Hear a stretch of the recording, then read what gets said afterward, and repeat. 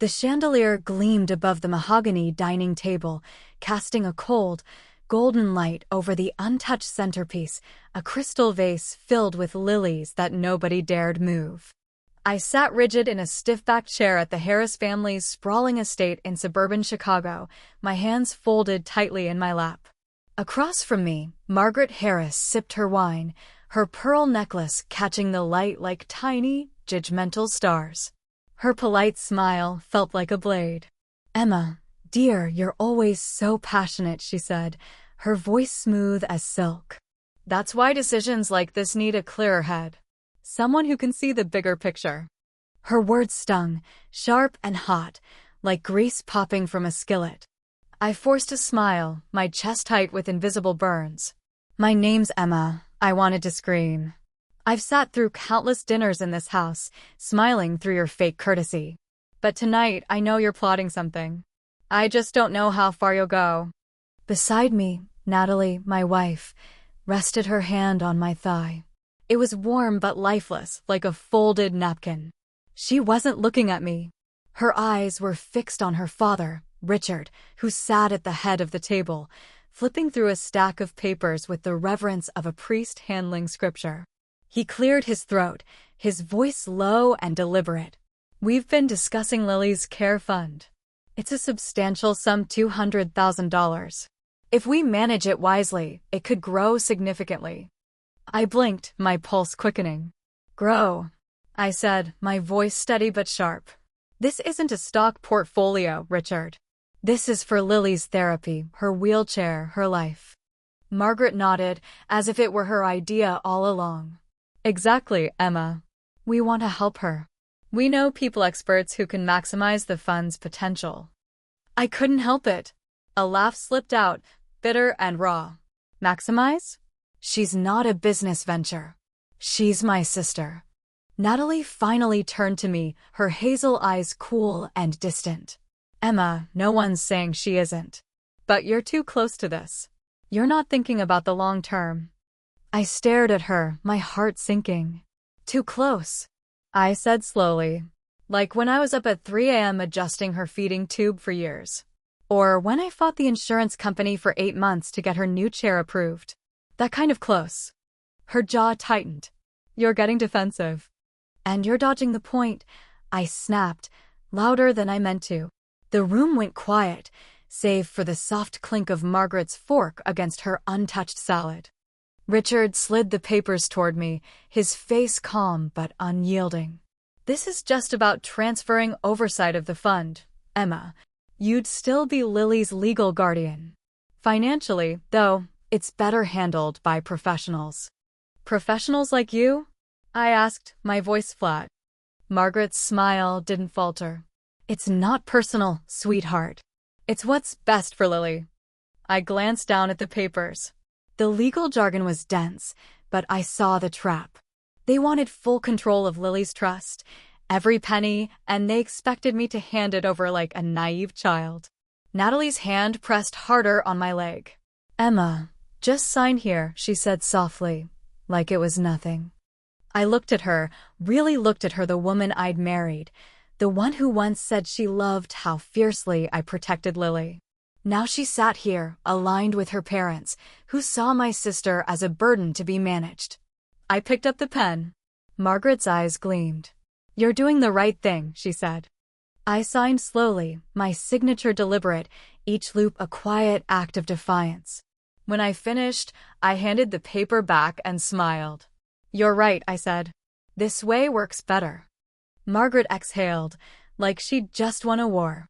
"You won't regret this." I stood, smoothing my dress. "Oh, I definitely won't." Natalie looked relieved, her shoulders relaxing. "See? It's not that hard." I leaned down, brushing a light kiss on her cheek. "Not hard at all," I murmured. Then I slipped my phone from under the napkin by my plate, tucked it into my purse, and walked out of the dining room. They had no idea what I knew. They didn't know I'd found encrypted messages on Natalie's phone 2 weeks ago, hints of their plan to seize Lily's fund. They didn't know I'd already moved the money, restructured the trust with a lawyer who specialized in protecting people like Lily. And they definitely didn't know that every word of this dinner, every smug jab, every calculated lie, was recorded. I stepped into the cool Illinois night, the crickets chirping like old friends. My heart pounded, not with fear, but with clarity, the kind that comes before a storm. The kitchen smelled of garlic and rosemary, the knife in my hand slicing through carrots with a steady rhythm. Lily sat in her chair by the window of our Evanston home, humming softly to a tune only she could hear. The late afternoon light spilled across the hardwood floor, warm and golden. I glanced at Natalie's phone, face down on the counter, a habit she'd never had before. My stomach twisted. Something was off. Then it lit up. A notification flashed across the screen. A name I didn't know, Ms. Carter. The preview read, "She's clueless. I'll push for the signature next week." I froze, the knife hovering over the cutting board. My pulse raced, but I didn't touch the phone. I didn't need to. That single message cracked open a truth I'd been ignoring. Natalie was hiding something, and it was about Lily. About her fund. About us. I kept chopping, forcing my hands to stay steady. Lily's humming filled the silence, grounding me. That night, after Natalie went to bed, I slipped into the living room, the house dark except for the faint glow of a street lamp outside. I pulled out my phone and called Sarah, my best friend since college, whispering so I wouldn't wake anyone. "You were right," I said, my voice barely above a breath. "They're planning something." Sarah didn't hesitate. "Okay, Emma, listen. We can't wait. I know someone who can help. Meet me tomorrow in the city. Trust me, you'll want her on your side." The next morning, I drove to a small office above a bakery in Chicago's Loop, the air thick with the scent of fresh bread. No sleek skyscrapers, no marble floors, just a cramped room with a desk and a bookshelf stuffed with legal texts. Karen, a lawyer with rolled-up sleeves and sharp eyes, shook my hand firmly. Sarah sat beside me, her presence a quiet anchor. "You're in a tough spot," Karen said, leaning back in her chair. I slid a folder across the desk. "This is Lily's trust, $200,000 for her care. Natalie and her parents want control. They say I'm too emotional to handle it."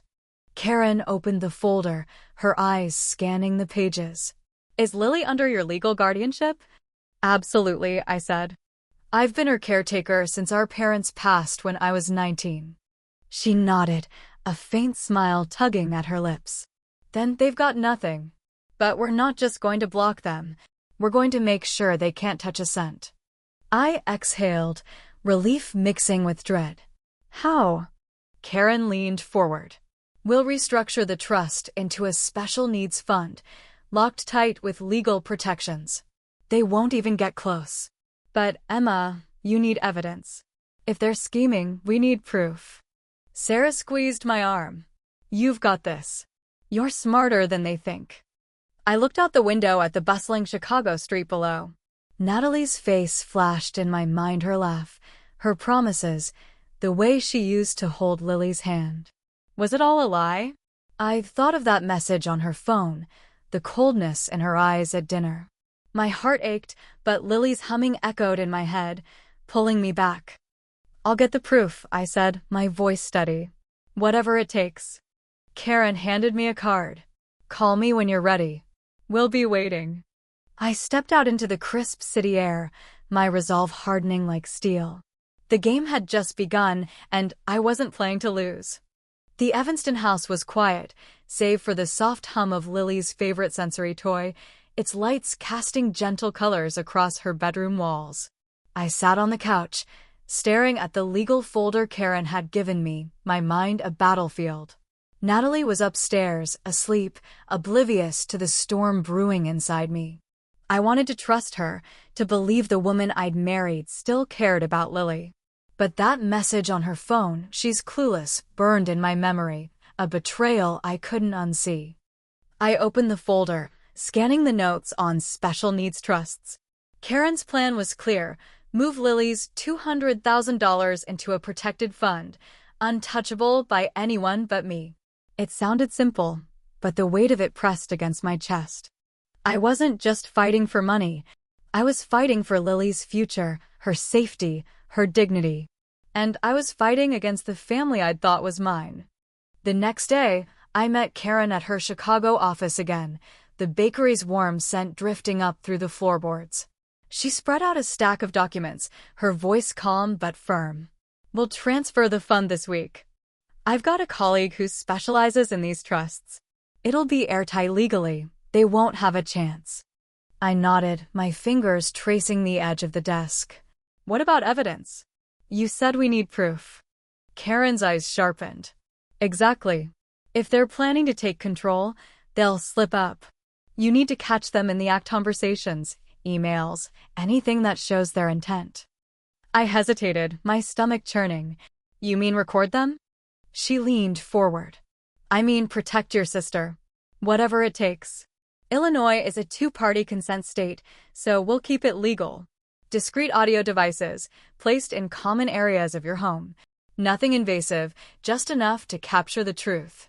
I thought of Lily, her soft giggles, her trust in me. There was no line I wouldn't cross for her. "Okay," I said.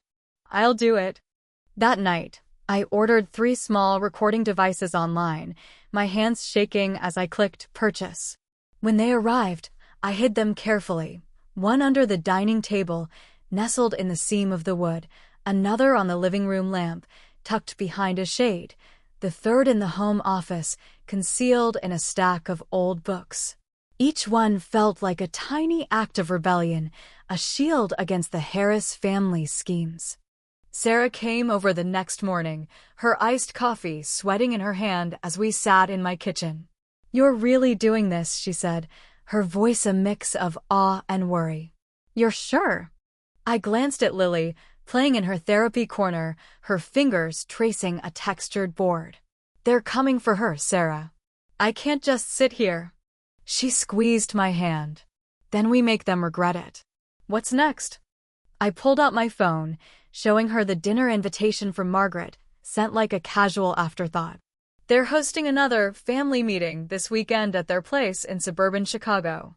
They'll push for the fund again." "I know it." Sarah grinned, a spark in her eyes. "And you'll let them think they're winning?" "Exactly," I said, a smile tugging at my lips. "I'll play the part agreeable, naive. Let them talk. The recorders will catch every word." She leaned back, sipping her coffee. "You're terrifying when you're focused, you know that?" I laughed, but it faded fast. My thoughts drifted to Natalie. I could still feel her hand on mine, hear her promises from years ago. Was she in too deep with her parents, or had she been playing me all along? The question gnawed at me, but I pushed it down. Lily came first. Always. As Sarah left, I stood by Lily's side, brushing a lock of hair from her forehead. "They think they can outsmart us," I whispered. "But they don't know who they're up against." Her eyes met mine, bright and steady, and I felt a surge of resolve. The plan was set. The trap was ready. I stood before the mirror in our Evanston bedroom, smoothing the soft gray dress I'd chosen understated, unthreatening, nothing that screamed war. My reflection stared back, eyes steady, jaw set. Tonight, at the Harris estate in suburban Chicago, I'd play the role they expected, the emotional, overwhelmed wife who'd bend under pressure. But beneath the surface, I was a coiled spring, ready to snap. I slipped my phone into my purse, the recorder app already running, its silent hum a secret ally.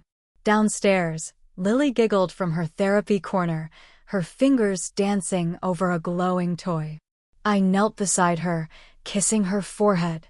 "I'll be back soon, sweetheart," I whispered. "We're going to be okay." Her smile anchored me, a reminder of why I was fighting. Natalie waited by the door, her coat draped over her arm. "Ready?" she asked, her voice neutral, like we were heading to a movie, not a battlefield. I nodded, forcing a smile. "Let's go." The drive to the Harris estate was quiet, the Illinois skyline fading into the soft glow of suburban lights. My heart pounded, but I kept my hands still, my face calm. When we arrived, Margaret greeted us at the door, her pearl earrings glinting like tiny warnings. "Emma, you look lovely," she said, her smile all teeth. "Thank you," I replied, my voice warm, practiced. I stepped inside, slipping my phone under the napkin by my plate before anyone noticed. The dining room was a stage-polished mahogany, crystal glasses, a centerpiece nobody touched. Richard poured wine, his movements deliberate, while Natalie kissed my cheek, a gesture that felt like part of the script. We sat, the air thick with unspoken tension. Margaret broke the silence, her tone syrupy. "Emma, we've been thinking about Lily's fund. $200,000 is a lot to manage. We know how much you care, but it's a burden you shouldn't carry alone." I tilted my head, feigning concern. "A burden?" Richard nodded, sliding a stack of papers across the table. "This is about transferring oversight. You'd still be Lily's guardian, of course. But financially, we have contacts experts who can grow the fund." I glanced at the papers, the legal jargon a maze designed to confuse. But I saw the truth. They wanted full control, every cent, with no accountability. I looked at Natalie, her eyes fixed on her plate. "What do you think?" I asked softly. She hesitated, then met my gaze. "It's practical, Emma. You're so involved with Lily's care. This would give you freedom." Freedom. The word landed like a slap. I swallowed the urge to laugh, keeping my face open, earnest. "I see," I said. "You're right. It's a lot to handle." Margaret's eyes lit up, a predator sensing victory. "Exactly, dear. This is for Lily's future." I picked up the pen, my fingers steady. "So, I just sign here?" Richard nodded, his voice smooth. "That's all it takes. Simple." I signed, each stroke slow, deliberate, my signature a quiet act of defiance. I knew the truth. Lily's fund was already safe, restructured days ago with Karen's help, locked in a special needs trust they couldn't touch. But they didn't know that. They thought they'd won. I handed the paper back, smiling. "This feels right," I said, my voice light. Margaret exhaled, her shoulders relaxing. "You've made the smart choice, Emma." Natalie squeezed my hand under the table, her relief palpable. "See? It's not so hard." I leaned toward her, brushing a kiss across her cheek. "Not hard at all," I murmured. Then I stood, smoothing my dress. "I should get back to Lily. It's getting late." Margaret's smile faltered, but she recovered quickly. "Of course, dear. We'll talk soon." I grabbed my purse, my phone still recording every word, every smug pause. As I walked out, the cool night air hit my face, sharp and cleansing. Crickets chirped, a chorus of freedom. I got into my car, started the engine, and called Sarah. "It's done," I said, my voice steady. She whistled. "You signed?" "Exactly as planned," I replied. "The recordings are clear. Every word." There was a pause. "You okay?" I glanced at my reflection in the rearview mirror, my eyes fierce, unyielding. "They think they've got me," I said. "Let them think that." Sarah laughed softly. "Game on, Emma." I hung up, the road stretching dark and endless before me. Natalie's face flashed in my mind, her silence, her betrayal. But Lily's giggle echoed louder. I was ready for the next move. The morning sun filtered through the kitchen blinds in our Evanston home, casting stripes across the counter where I stood, pouring syrup onto Lily's pancakes. She giggled, clapping as I flipped one high, nearly hitting the ceiling. The sound of her joy was a lifeline, pulling me through the storm I knew was coming. Last night's dinner, the signed papers, the recordings, they were all part of a plan the Harris family thought they'd mastered. But they were about to hit a wall. The front door slammed open and Natalie stormed in, phone pressed to her ear, her face pale. "Yes, I'm the secondary contact," she snapped. "My wife signed the transfer last night." "Check again." She paused, her eyes narrowing, then slammed the phone onto the counter. "They're saying the account's locked. No transfer records exist." I raised an eyebrow, wiping my hands on a dish towel. That's strange, I said, my voice calm, almost sweet. Natalie turned to me, her gaze sharp. What did you do, Emma? I folded the towel slowly, meeting her eyes. I signed the papers, just like you asked. She stepped closer, her voice low. Don't play dumb. That money was supposed to move. Where is it? I tilted my head, my tone deliberate. You mean Lily's fund? The $200,000 meant for her care, not your parents' schemes. Her jaw clenched. You're twisting this. No, I said, stepping toward her. I protected my sister. You should have done the same. The doorbell rang, sharp and insistent. Before I could move, Margaret and Richard burst in, their faces flushed with fury. Margaret's pearls bounced as she pointed at me. Where's the trust? She demanded. You said you transferred it. I crossed my arms, unfazed. I signed your papers. But I never said what that meant. Richard's voice was a growl. You forged the signature? I laughed, the sound sharp and cold. Forged? No. I signed them. But the trust was restructured weeks ago, locked in a special needs fund. It's untouchable. You have no access. Margaret's face twisted. That's fraud. Is it? I said, stepping closer. My lawyer says otherwise. And I have recordings. Natalie froze, her eyes wide. Recordings? I walked to the living room, pulled a small speaker from a drawer, and hit play. Margaret's voice filled the room, crisp and damning. Emma's too passionate. We'll handle this better. It's the best option. Then Richard, she won't fight. She's not that clever. And Natalie, I'll make sure she signs. I stopped the recording. Silence hung heavy, like smoke. Margaret's hands trembled. You can't use that in court. I smiled, my voice steady. Actually, I can. I checked the law. Everything's by the book. Maybe you should learn about consent before plotting financial manipulation. Richard stepped forward, his face red. You'll regret this. Threatening me in my own home? I said, tilting my head. I'll add that to the report. Margaret turned to Natalie, her voice shrill. Do something. Natalie stared at the floor, hands in her pockets, silent. I walked past them, kneeling beside Lily, who was still playing with her pancake pieces, unaware of the chaos. I think it's time for you all to leave, I said, my tone final. Margaret's voice was ice. You'll hear from our lawyer. I'm counting on it, I replied. They left, the door slamming behind them. Natalie lingered, her eyes meeting mine. Did you really do this behind my back? I stood, facing her. Did you really think I wouldn't notice you betraying us? She opened her mouth, then closed it, her face a mix of shame and defiance. You don't have to do this. We can fix it. No, Natalie, I said, my voice soft but unyielding. You broke it. Now you get to watch me fix it without you. She looked at Lily, then back at me, her eyes glistening. Without another word, she walked out. I grabbed my phone and called Karen. They tried to access the account, I said. She chuckled. Let me guess they hit a brick wall. I listened to the recordings. Solid work, Emma. They'll try to fight, but we're ready. I hope so, I said, glancing at Lily, her smile brighter than the sun. I'm done playing nice. That night, I sat beside Lily's bed, her soft breathing a reminder of why I'd fought. They thought I was weak, emotional, easy to break. They were wrong. The war wasn't over, but I'd just won the first battle.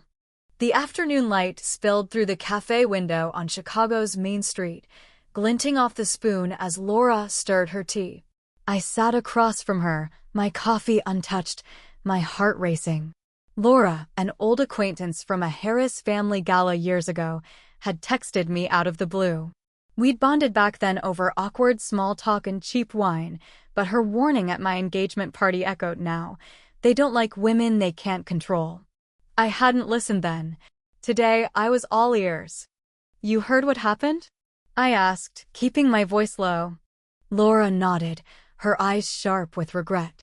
Yeah, and I've seen this before, Emma. She leaned forward, her voice steady. They did it to my cousin, Sophie, who has cerebral palsy. Her parents left her a trust $50,000. Small, but enough for her care. I gripped my cup, a chill spreading through me. What happened? Margaret convinced Sophie's aunt to sign over control, Laura said, her jaw tight. Promise to invest it, make it grow. Within a year, the money was gone. Poof. Margaret blamed a market crash, said it was all legal. The aunt tried to sue, but they buried her in paperwork. I leaned back, my breath shallow. Why didn't you tell me sooner? Laura's eyes softened. I tried, at your engagement. But you were so happy, so in love with Natalie. I didn't want to ruin it. She paused, then slid a folder across the table. This is why I'm here now. Emails from Margaret to Sophie's aunt, pushing her to sign things she didn't understand. And a signed statement from me. Use it. I opened the folder, my fingers trembling. The emails were damning Margaret's polished words dripping with manipulation. Thank you, I whispered, my voice thick. Laura reached for my hand. Stop them, Emma. For Lily. I left the cafe with a fire in my chest, Laura's folder tucked under my arm. When I got home, Sarah was waiting on the porch, a brown envelope in her hand. You're not gonna like this, she said, her voice grim. I frowned, taking the envelope. What now? She followed me inside, where Lily played with a stuffed bunny, oblivious to the storm. I opened the envelope. Property deeds. Sarah pointed to a document. Richard mortgaged their Wisconsin Lake house 3 years ago. The loan was secured with assets he didn't fully own. I scanned the page, my pulse quickening. That's fraud. Exactly, Sarah said. And look here, Hay listed Lily's trust as a family asset on the application. Not directly, but enough to tie it to their finances. He's been planning this for years. I stared at the paper, my stomach twisting. They're deeper in than we thought. Sarah nodded, her eyes fierce. They're desperate, Emma. That's why they're coming after you so hard. I sank onto the couch, the weight of it all pressing down. Lily's bunny bounced in her hands, her smile a quiet anchor. I thought of Natalie, her silence at the dinner, her betrayal in the kitchen. Had she known about the mortgage? Had she helped plan it? The questions stung, but I pushed them aside. Lily was my focus. Sarah sat beside me. We've got Laura's statement, the mortgage fraud, and your recordings. Karen's building a fortress with this. I nodded, my resolve hardening. They think they can scare me. They're wrong. That night, I backed up everything: Laura's emails, the mortgage deeds, the dinner recordings, ending copies to Karen, Sarah, and a secure cloud folder. I sat by Lily's bed, her soft breathing filling the room. They're still trying, sweetheart, I whispered, brushing her hair back. But we're not backing down. Her hand squeezed mine, a tiny gesture of trust. I kissed her cheek and stood, my heart steady. The Harris family thought they were untouchable, but I was gathering an army: Laura, Sarah, Karen, and the truth. They'd underestimated me, and that was their first mistake. The Evanston air felt heavy, the kind of stillness that settles before a storm. I sat at the kitchen table, a stack of legal papers spread out before me, each one a weapon in the war I was waging. Lily's trust, $200,000, was safe, locked in a special needs fund, but the Harris family wasn't done. Sarah slid a thick envelope across the table, her eyes grim. They've filed a lawsuit, she said. Fraud and mismanagement. They're coming for you, Emma. I opened the envelope, scanning the pages. Legal jargon, court dates, accusations that twisted my care for Lily into theft. My stomach churned, but I laughed, the sound hollow. Of course they did, I said. They're spinning the story. Sarah leaned forward, her voice fierce. We fight back. You've got the recordings, Laura's testimony, the mortgage fraud. They're grasping at straws. I nodded, my resolve like steel. Let's bury them. The next day, I met Karen at her Chicago office, the bakery's warmth sent a faint comfort. She spread out our evidence, The dinner recordings, Laura's emails, the Wisconsin property deeds showing Richard's fraud. "We're not just defending," she said, her eyes sharp. "We're counterattacking. They'll regret this." I gripped the edge of the desk. "What do we need?" "More voices," Karen replied. "Anyone who can corroborate their patterns or your care for Lily." That afternoon, I called Amy, Lily's nurse, who'd cared for her for years. Her voice was steady over the phone. "Natalie called me yesterday," she said. "Asked if you ever seemed overwhelmed, unstable. I told her you're the most dedicated caregiver I've ever seen. Lily's thriving because of you." I gripped the counter, anger flaring. "She's trying to paint me as unfit." "Exactly," Amy said. "I wrote a statement for you. Every detail of Lily's care, your routine, her progress. It's ironclad." "Thank you," I whispered, my throat tight. Later, a social worker arrived at our home, sent by the court after Natalie's complaint. I walked her through Lily's therapy room, showed her the meal schedules, the medical records. Lily smiled, holding her hand, her warmth disarming. After an hour, the worker looked at me, her voice soft. "Whatever they're saying in court, it doesn't match what I see here. You're doing everything right." I blinked back, tears, exhaustion seeping in. "Thank you," I said, my voice barely steady. She smiled. "I'll submit my report. You're solid." That night, Sarah brought takeout and wine, spreading it out on the living room floor. Lily sat between us, her head on my shoulder, giggling at a cartoon. "They're going to regret this," Sarah said, her voice low. I looked at Lily, her eyes bright, her world untouched by their greed. "They already do," I replied. Karen called the next morning, her tone brisk. "We've got Amy's statement, the social worker's report, Laura's testimony, and the recordings. I'm filing a countersue financial misconduct, attempted fraud, and harassment. We're also requesting a restraining order." I stood in the kitchen, watching Lily play with her sensory board. "Do it," I said. "No mercy." Karen chuckled. "That's my girl. They think they can intimidate you. They're about to learn." As I hung up, a text came through from Natalie. "We need to talk. Please." I stared at it, my heart a tangle of anger and grief. The woman I'd loved had stood silent while her family tried to steal from Lily. I deleted the message, my fingers steady. I knelt beside Lily, brushing her hair back. "They're still coming, sweetheart," I whispered. "But we're stronger." Her hand squeezed mine, a silent promise.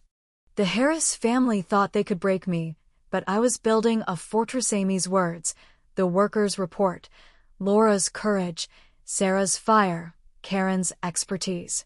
Each piece locked into place, a shield for Lily. I wasn't just fighting for her future.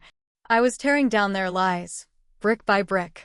The courtroom was waiting, and I was ready to make them pay. The Chicago Federal Courthouse loomed like a fortress, its stone walls cold under the gray morning sky. I adjusted Lily's yellow sweater, her favorite, and smoothed my black blazer not for mourning, but for power. Sarah pulled up in her SUV, snacks and water bottles piled in the back seat. "Ready to end this?" she asked, her eyes fierce. I glanced at Lily in the rearview mirror, smiling at her reflection. "Let's finish it," I said. Inside, the courtroom buzzed with quiet tension. Margaret sat rigid in a navy suit, her lips a tight line, her pearls dull under the fluorescent lights. Richard beside her looked pale, his eyes darting like a trapped animal. Natalie sat alone in the back, hunched, a shadow of the woman I'd loved. I clutched Lily's care files, my anchor, as Sarah stayed close, her phone buzzing with messages from reporters. The judge entered, a woman with a stone-cold gaze. "Let's proceed," she said, her voice sharp. Karen stepped forward, her presence commanding. "Your Honor, we're submitting evidence of financial misconduct and attempted fraud by the plaintiffs, along with proof of Emma's exemplary care for her sister, Lily." She handed over a thick stack of document recordings, Laura's testimony, the Wisconsin mortgage fraud, Amy's statement, the social worker's report. The judge flipped through them, her face unreadable. Karen played the dinner recording, Margaret's voice echoing, Emma's too passionate. We'll handle this better. Then Richard, she won't fight. Natalie, I'll make sure she signs. The room felt smaller, the air heavier. Margaret shifted, her hands clenched. Karen continued, her voice steady. The trust, $200,000, was restructured legally into a special needs fund before the plaintiff's scheme. They have no claim. Their actions show manipulation, not concern. Margaret's lawyer stood, his tone slick. My clients acted out of care for Lily's future. They were misled by Emma's actions. Karen didn't flinch. Then why rush to access the trust before the ink was dry? Why list it on a fraudulent mortgage application? She held up the Wisconsin deed, Richard's signature glaring. The judge's eyes narrowed. I felt Sarah's hand on my arm, steadying me. Then it was my turn. I stood, my hands steady, my voice clear. I've cared for Lily since I was 19. I've changed her feeding tubes, fought for her therapies, never missed a doctor's visit. Her only hospitalization was a planned surgery. She's my sister, my family. I'd never let anyone exploit her for money or control. The room was silent, every word landing like a stone. I sat, my heart pounding, but my resolve unbroken. Lily's smile flashed in my mind, her trust my strength. The judge looked at the Harises, her gaze piercing. I've reviewed the evidence. The recordings are damning. The financial misconduct is clear. Ms. Harris, your care for your sister is consistent, lawful, and loving. The plaintiff's actions show self-interest, not care. Margaret gasped, a sharp, brittle sound. Richard stared at the floor. Natalie's head sank into her hands. The judge continued, her voice final. This court grants Emma sole guardianship and full financial control of Lily's trust. A permanent restraining order is issued against the plaintiff's no contact with Lily, no access to her trust, no involvement in her care. The gavel fell, a clean, sharp sound. It was over. Outside, reporters swarmed, cameras flashing. Sarah stepped in front, her voice firm. No comments. She shielded us as we descended the steps, Lily's hand in mine. I helped her into the car, buckling her seatbelt. We did it, I whispered, brushing her hair back. Her eyes sparkled, bright as the sun. Sarah climbed into the passenger seat. Want me to drive? No, I said, gripping the wheel. I need to feel this. We pulled away, the courthouse fading in the rearview mirror. I drove to our favorite park in Evanston, where ducks waddled by the lake and paths stretched wide for Lily's chair. We sat on a bench, the breeze soft against our faces. Lily giggled, her scarf fluttering. Sarah handed me a coffee, her voice low. You didn't just win, Emma. You buried them. They buried themselves, I said, my eyes on Lily. I just handed them the shovel. She laughed, then grew serious. You okay? I nodded, my heart steady. Tired. But yeah, I'm okay. Lily reached for my hand, her warmth grounding me. For the first time in months, I exhaled. The fight was over and we'd won. The movers hauled the last box into our new home in Oak Park, Illinois, a cozy bungalow with wide doorways and soft light streaming through lavender curtains. Lily gasped from her chair, her eyes fixed on the sunlight spilling across the hardwood floor, painting it gold. I know, I said, smiling. It's brighter here, isn't it? She clapped, her joy a quiet melody that filled the space. The therapy room was perfect foam mats, an adjustable bed, shelves brimming with sensory toys and books. No creaky stairs, no narrow halls, just peace. I stepped into the living room, where Sarah crouched over a tangle of cords, muttering about the Wi-Fi. Why didn't we hire someone for this? She grumbled. Because you're too stubborn to let a stranger touch your router, I said, sinking onto the couch. She rolled her eyes. Fair point. This house was ours, smaller, simpler, free of the Harris family shadow. No more shared assets, no more of their letters cluttering my mailbox.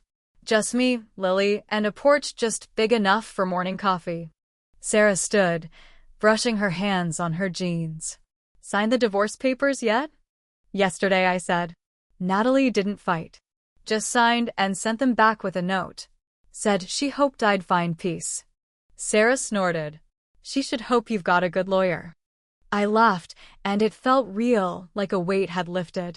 The doorbell rang, and I opened it to find Karen holding a manila envelope. Thought I'd deliver this myself, she said, stepping inside. I took the envelope, my fingers tracing its edges. What's this? Final trust documents, she said. Sealed, confidential, overseen by a third-party board. Lily's $200,000 is untouchable, Emma. No one but you can access it. I flipped through the pages, signatures and stamps gleaming like armor. Karen's voice softened. You did more than protect Lily. Your case is a legal precedent now. It's been cited in 2 other state families fighting trust takeovers. I looked up, stunned. Really? She nodded, a proud smile breaking through. You're changing things, Emma. Sarah whistled. Guess you're famous now. Not famous, I said, my voice quiet. Just loud enough to matter. Karen squeezed my shoulder. Need anything, call me. Otherwise, enjoy the quiet. She left, and I stood there, holding the file like it was sacred. Sarah nudged me. You know, we could do more with this. I raised an eyebrow. With what? Your story, she said, her eyes bright. The fight, the legal process, how you won. We could build something resources, workshops, a support group. You're not the only one facing this. I glanced at Lily, spinning her glowing toy, colors dancing across her face. The idea sparked something in me, a purpose beyond survival. You want to start a fight? I asked. Sarah grinned. No. A movement. I nodded, the weight of the past months shifting into something new. All right, let's do it. That evening, I sat on the porch with a cup of tea, the sunset casting a golden glow over the yard. Lily napped inside, her soft breathing a steady rhythm. Sarah sat beside me, her laptop open, already drafting plans. We need a name, she said, typing. Something strong, I replied. Something that says don't mess with us. She typed, then deleted, frowning. We'll figure it out. I sipped my tea, the warmth grounding me. You think people will listen? They already are, Sarah said. Every time someone searches your case, they learn how to fight back. I looked out at the quiet street, the world feeling lighter, fuller. For the first time in years, I wasn't just surviving. I was building something, hope, strength, a future. Lily stirred inside, letting out a soft hum. I stood, walking to her side, kissing her forehead. They tried to break us, baby, I whispered. Her smile, even in sleep, was a promise. They'd failed, and we were just beginning. The Oak Park evening was soft, the sky a canvas of pink and gold as I sat on the porch, a blanket draped over my shoulders. Lily's laughter echoed from inside, where she played with her glowing toy, its colors dancing across the living room walls. Our new home felt like a sanctuary, every corner built for her comfort, every window letting in light. Sarah sat beside me, her laptop glowing, her fingers flying as she typed. This is it, Emma, she said, her voice alive with purpose. Our first draft for the initiative. I leaned over, reading the screen. A website outline, resource links, a mission statement, empowering families to protect their loved ones. It's real, I said, my voice catching. Sarah grinned. Told you we'd start a movement. 6 months had passed since the courtroom victory in Chicago. The Harris family's schemes, Margaret's manipulation, Richard's fraud, Natalie's betrayal were buried under the weight of truth. Lily's trust, $200,000, was safe, a fortress no one could breach. But the fight had left me with more than victory. It gave me a purpose. We need a name, Sarah said, tapping her chin. Something that sticks. I thought of Lily, her quiet strength, her trust in me through every storm. Valor, I said. The Valor Network. It says we're not just surviving. We're fighting. Sarah's eyes lit up. Perfect. The Valor Network it is. We'd already started small online forums, a few blog posts sharing my story, anonymized to protect Lily. Families reached out, their emails flooding my inbox, a mother in Ohio fighting for her son's trust, a sister in Texas battling greedy relatives. Each story mirrored mine, and I answered everyone, sharing Karen's legal tips, Laura's courage, Amy's insights. The Valor Network wasn't just a name. It was a promise. I sipped my tea, the warmth settling in my chest. You think this can grow? Sarah closed her laptop, her voice steady. It's already growing. Your case is cited in 3 states now. Lawyers are using it to shut down trust takeovers. People are listening, Emma. I nodded, my eyes on the horizon. The Harris family thought they'd break me, calling me too emotional, too weak. But that fire they mocked had forged something stronger. I wasn't just Lily's guardian. I was a voice for others, a shield for those who couldn't fight alone. Inside, Lily let out a soft hum, her signal for bedtime. I stood, walking to her side. She sat in her chair, her toy still glowing, her eyes bright. I knelt, brushing her hair back. They tried to salt the earth around us, baby, I whispered. But look at us now. Her smile was peace itself, a quiet strength that anchored me. I lifted her gently, settling her into bed, her breathing soft and steady. As I tucked the blanket around her, I thought of Natalie's last note, her plea for peace. I'd found mine, not in forgiveness, but in purpose. Back on the porch, Sarah was sketching a logo, a shield with a flame inside. Too much? She asked, tilting her head. I laughed, the sound light-free. Just right. We sat in silence, the night wrapping around us. The stars blinked above, each one a story waiting to be told. I thought of the families we'd help, the battles we'd fight, the lives we'd protect. The Valor Network was young, but it was alive, growing with every email, every shared story. You did this, Emma, Sarah said, her voice soft. You turned their lies into something real. I shook my head, my eyes on Lily's window. We did this. For her. For all of them. The breeze carried the scent of fresh grass, a reminder of new beginnings. I wasn't just alive. I was building a legacy, one rooted in love, forged in fire. Lily's hum echoed in my heart, a song of triumph. They tried to take everything, but they'd only made us stronger. The Valor Network was just the start, and we were unstoppable.